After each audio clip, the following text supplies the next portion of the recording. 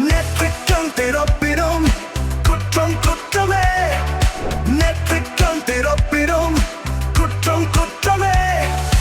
எல்லாருக்கும் வணக்கம். இந்திய அரசியல் சாசனம் நம்ம தமிழ்நாட்டில் இருக்கிற எல்லாருக்குமே கொடுத்திருக்கிற உரிமையில ரொம்ப ரொம்ப முக்கியமானது ஓட்டிங் ரைட், வாக்குரிமை. ஒரு மனுஷன் உயிரோட இருக்கான்றதுக்கு அடையாளமா இருக்கிறதுல அவனோட ஓட்டுரிமை ரொம்ப முக்கியம். அதனால தான் voting is not only R right but also R life. ஒரு முக்கியமான விஷயத்தை பற்றி இப்போ நான் உங்ககிட்ட ஷேர் பண்ண போகிறேன். இது நான் ஃபஸ்ட்டு கேள்விப்பட்ட உடனே எனக்கே ரொம்ப ஷாக்கிங்காக தான் இருந்தது.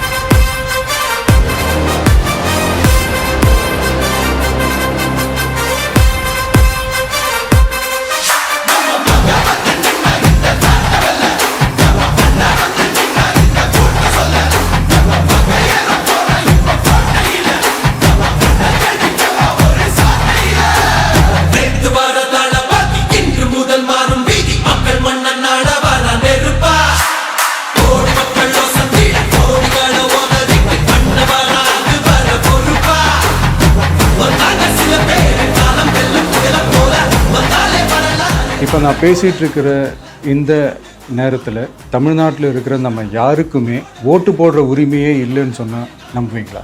நீங்கள் உட்பட யாருக்குமே அது இல்லை. நான் பயமுறுத்துறேன்னு நினைக்காதீங்க, அதுதான் நிஜமும் கூட. கொஞ்சம் ஏமாந்தா நம்மள மாதிரியே இன்னும் லட்சக்கணக்கான பேருக்கும் இதே நிலைமை தான். ஓட்டு போடுற அந்த உரிமையே இல்லாத மாதிரி ஒரு நிலைமை வந்தாலும் வரலாம்.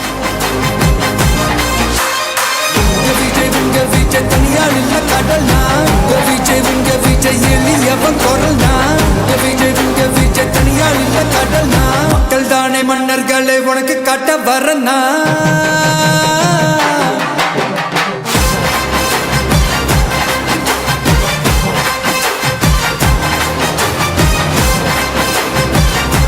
இதுக்கு மெயின் ரீசன் அந்த எஸ்ஐஆர், ஸ்பெஷல் இன்டென்சிவ் ரிவிஷன், சிறப்பு தீவிர திருத்தம்.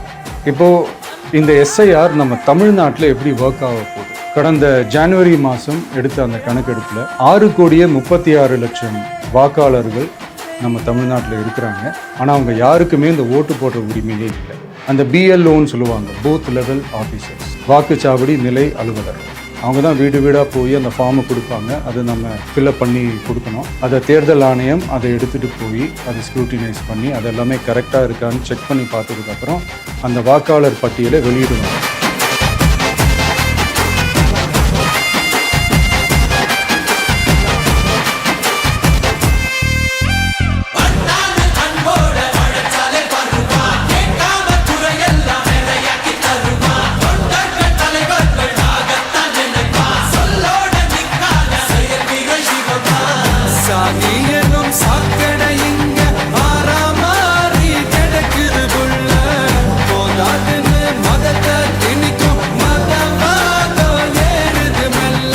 அந்த வாக்காளர் பட்டியலில் நம்ம பேர் இருக்கணும். அப்போ தான் நம்மளால் ஓட்டு போட முடியும். அந்த புது பட்டியல் வர்ற வரைக்கும் நம்ம வாக்காளர்களான்றது அது உறுதியே செய்ய முடியாது.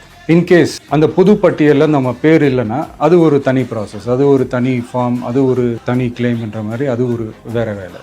ஸோ இந்த மாதிரி நிறைய சிரமங்கள் குழப்பங்கள் இருக்கிறதுனால மக்களுக்கு இது மேலே ஒரு கன்ஃபியூஷன் ஒன்று இருக்குது. இது என்ன வெரிஃபிகேஷனா, இல்லை ஒரு மறைமுக ரீரெஜிஸ்ட்ரேஷனா, இல்லை இது ஒரு நியூ ரெஜிஸ்ட்ரேஷன் மாதிரியே தானா அப்படின்ற மாதிரி நிறைய கன்ஃபியூஷன் இருக்குது. என் பேர் ஸ்டெல்லா மேரி. நாங்கள் 77லேருந்து வரோம். தலைவருக்கோசம் நாங்கள் இங்கே எல்லாருமே தொண்டர்கள் வந்திருக்கிறோம் அனைவரும். இப்போது இங்கே இருக்கிற எல்லாருமே இந்த எஸ்ஐஆர் அதுக்கோசம் நாங்கள் எல்லோரும் இங்கே ஆர்ப்பாட்டத்துக்கு வந்திருக்கிறோம். அதனால் எல்லாம் வருகை தாருங்க, எங்களுக்கு முழு ஒத்துழைப்பும் தலைவருக்கு கொடுங்க. உங்கள் ஓட்டு எல்லாருமே தலைவருக்கு போடுங்க.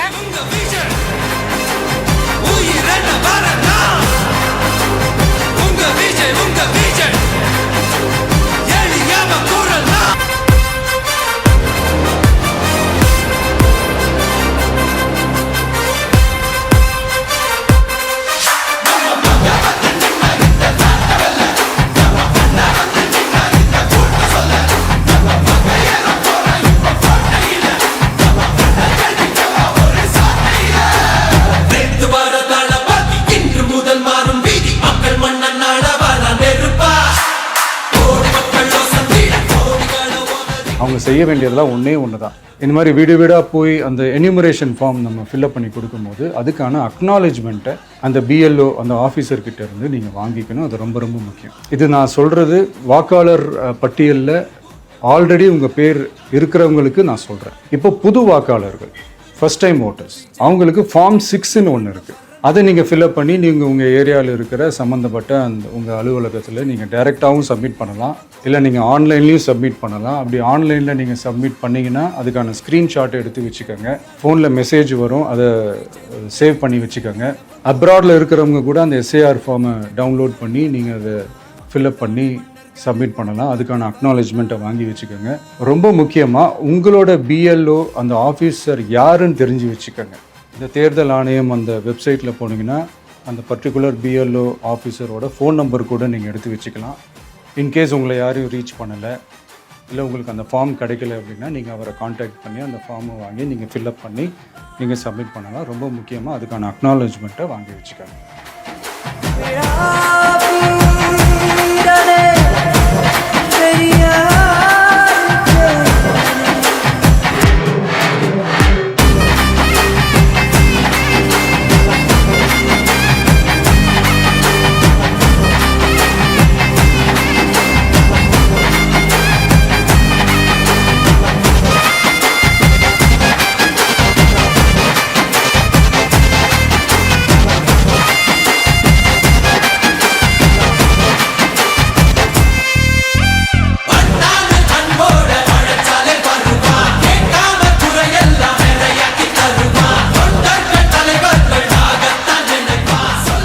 இது எல்லாமே சரியாக செஞ்சாலும் இந்த எஸ்ஐஆர் மேலே சில டவுட்ஸ் இருக்குது. அது என்னென்னா, இந்த 6,36,00,000 வாக்காளர்களுக்கு ஒருத்தர் விடாமல் இந்த ஒரே மாதத்துக்குள்ளே எப்படி எல்லாருக்குமே அந்த ஃபார்ம் போய் ரீச் ஆகும்? ஒன்று.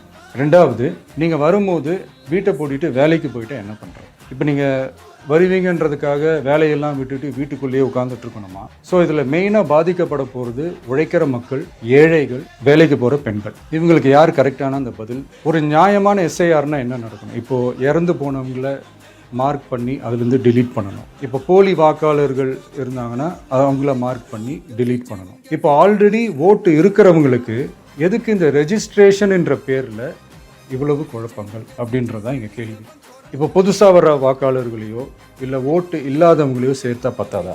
இப்போ ரீசெண்டாக நடந்த இப்போ எலெக்ஷன் 2021, 24 எப்படி எல்லாருமே ஓட்டு போட்டோம்? அதில் ஓட்டு போட்டவங்க கூட இப்போ புதுசாக ரெஜிஸ்டர் பண்ணணும்னா அது ஏன் அந்த கன்ஃபியூஷன் அப்படின்றதான் நாங்கள் கேட்குறோம். அதனால தான் நாங்கள் எஸ்ஐஆரை எதிர்க்கிறோம்.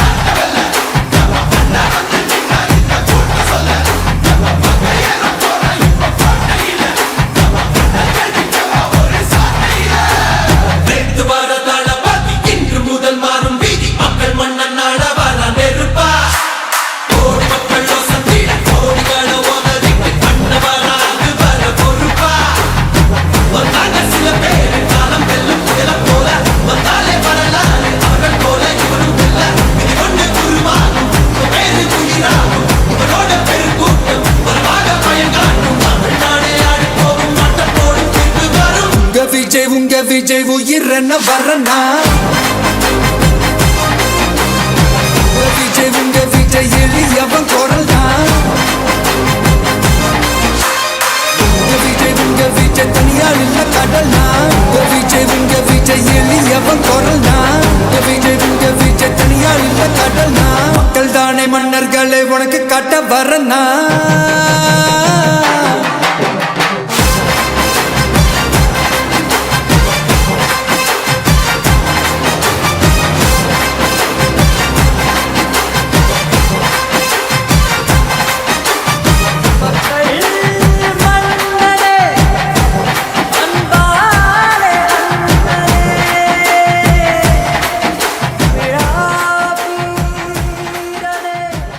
இப்போ புதுசாக சில கம்ப்ளைண்ட்ஸ்லாம் வர ஆரம்பிக்குது. அது என்னென்னா, முக்கியமாக நம்மளுடைய டிவிகே தோழர்களுக்கு அந்த ஃபார்ம் கிடைக்க மாட்டேங்குது, கொடுக்க மாட்டேன்றாங்க அப்படின்ற சில கம்ப்ளைண்ட்ஸ்.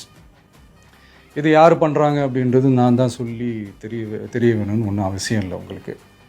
இப்போ இருக்கிற ஆட்சியாளர்கள் அவங்களுக்கு கைப்பாவையாக இருக்கக்கூடிய சில பேர் வந்து இதை செய்ய ஸ்டார்ட் பண்ணியிருக்கிறாங்க.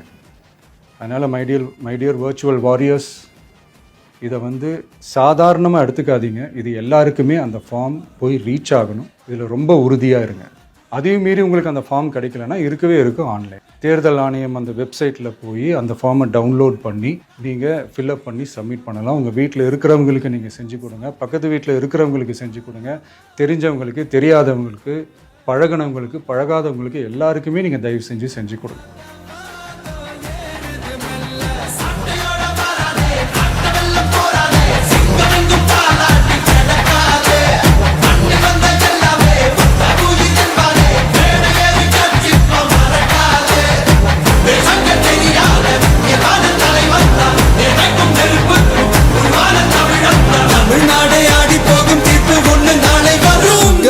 உங்க விஜய் உயிர் என்ன வரனா,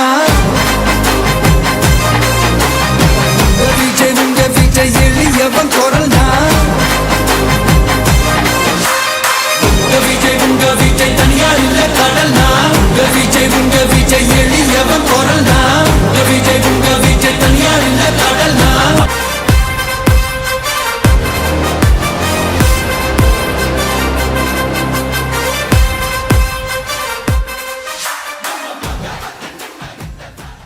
அண்ட் ரொம்ப முக்கியமாக நம்ம ஜென்சி கிட்ஸ், நம்ம ஃபஸ்ட் டைம் ஓட்டர்ஸ், நம்ம புது வாக்காளர்கள், நம்ம நண்பா நண்பிகள், அவங்க ரொம்ப கேர்ஃபுல்லாக இருக்கணும். நான் ஆல்ரெடி சொன்ன மாதிரி உங்களுக்கான ஃபார்ம், அந்த ஃபார்ம் நம்பர் 6, அதை கரெக்டான டீட்டெயில்ஸோட கரெக்டான உங்கள் டாக்குமெண்ட்ஸை வச்சு அதை சப்மிட் பண்ணணும்.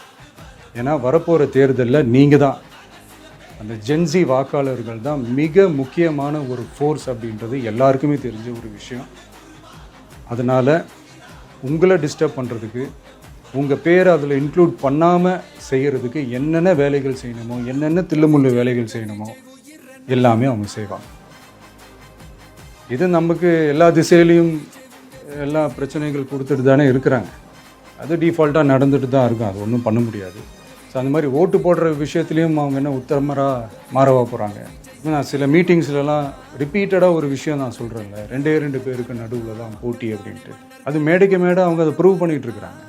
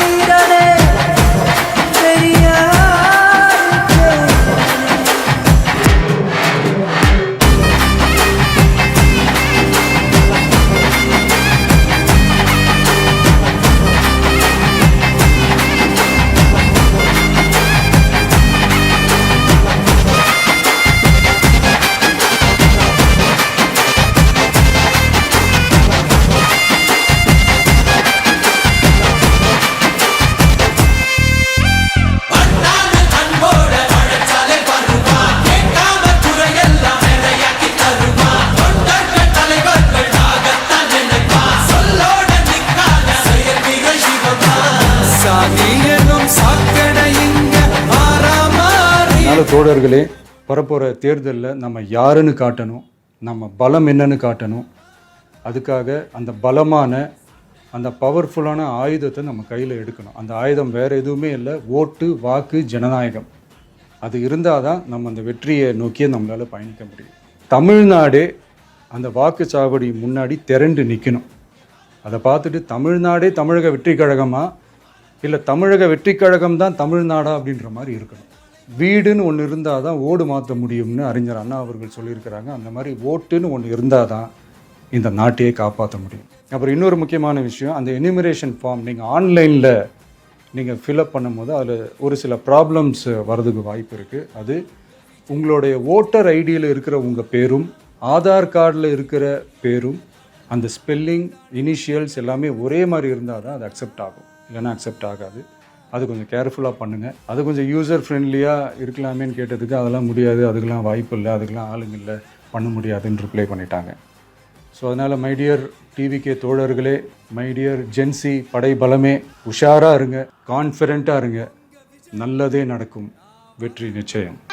நெற்றிக்கண் திறப்பினும் குற்றம் குற்றமே. நெற்றிக்கண்